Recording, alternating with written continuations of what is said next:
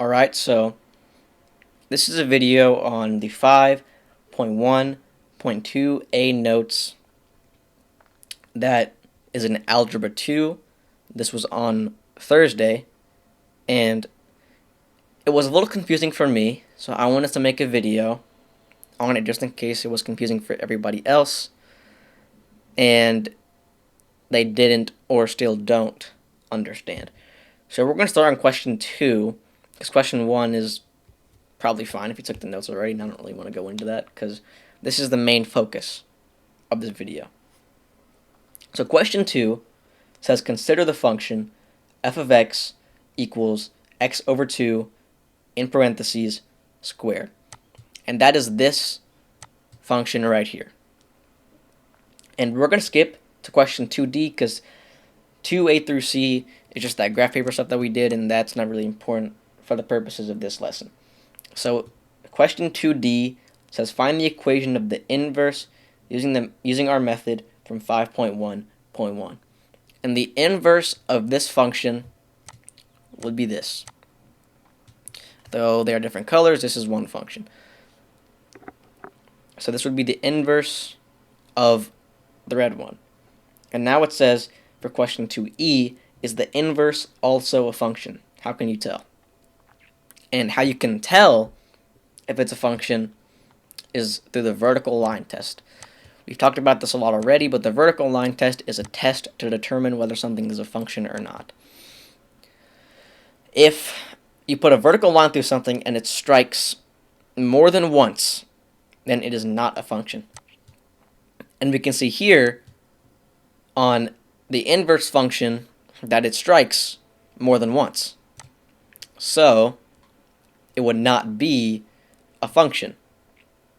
This would be an example of something failing the vertical line test. So the answer is no, it's not a function because it fails the vertical line test. Now, going to question 2F, it says highlight/color over the portion of the original function where x is greater than or equal to 0, then highlight the part of the inverse graph that corresponds to this section, which that was also on graph paper, but basically what this is saying is make every part of this greater than or equal to 0, which would look like this. So see, we get rid of this purple part, and this changes to blue. We get rid of this. So now, both of these come from, this blue part still comes from this, and this green part still comes from this purple part. But now everything has been made positive. They are all in quadrant 1. Nothing is negative. Everything is positive.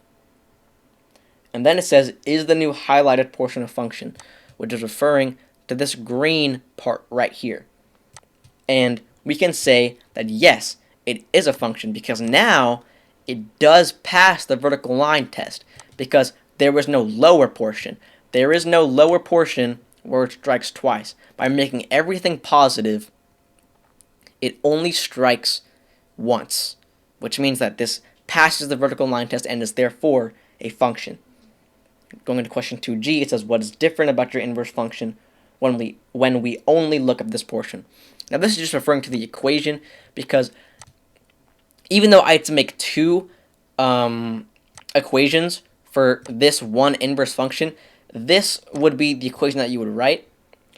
And what is different about it is that it's positive because with this, there is a plus minus sign at the beginning, meaning it is positive and negative. And because there is a minus, we can go to this negative portion. But by getting rid of that and changing this to a positive, now there is no minus sign, so everything will be positive, and it is why now this green part is only positive.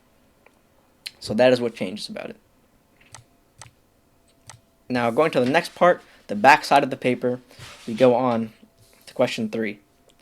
It says consider the function g of x equals x minus 3 in parentheses squared, which is this function here. And then question 3a says how could you restrict the domain so that its inverse is also a function? And that would be this right here. I will get into why in a moment. So let me go back to here. Then it says find the equation of the inverse function that is graphed, which would be this. And then it says, is there a way, at the next question, question 4, it says, is there a way to look at any graph to determine if its inverse will be a function? There is a way. It is called the horizontal line test.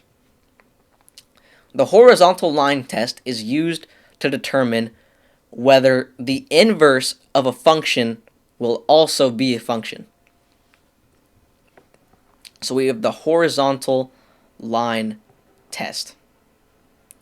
So here we can see that it strikes 2 points. And now this would be an example of something failing the horizontal line test because it strikes in more places than one. It strikes in more than one place. And judging by our logic, this should mean that the inverse will not be a function. And that is true, because going back to the vertical line test, we can see that it fails, because it strikes in more than one place. So, the horizontal line test is an effective way to determine whether or not the inverse of a function will be a function. And now going back to question 3a, it says, how could you restrict the domain so that its inverse is also a function? You would do it like this. Because by getting rid of this left portion, there is no point at which it could strike more than once. And because of that, the inverse would only be this. And this passes the vertical line test, so these are both functions. Well, of course, this is a function, but this is now a function. So that is how all of that works. I've tried to simplify that in the best way possible. And then going to question 5, this is a function, and its inverse or graph below. I'm not going to put the graph because I can't be asked. And then it says, can you determine which graph is the original function and the inverse? And the way to determine that, if you're looking at your notes paper right now, you probably see it. But the way to determine that would be if one passes the vertical line test and the other one doesn't. If a function passes the vertical line test, which obviously that would make it a function, but you know what I mean. If a function passes the vertical line test, that means that it is the original. And if one of them doesn't pass the vertical line test, that means that it must be the inverse. That means that it must be. So, I hope this video helped. That is the best way that I saw fit to explain everything that happened. I'll be making a video soon, I don't know when it will be uploaded, about the other paper that we got. But I just hope that this simplified what we learned, and that's it. Peace.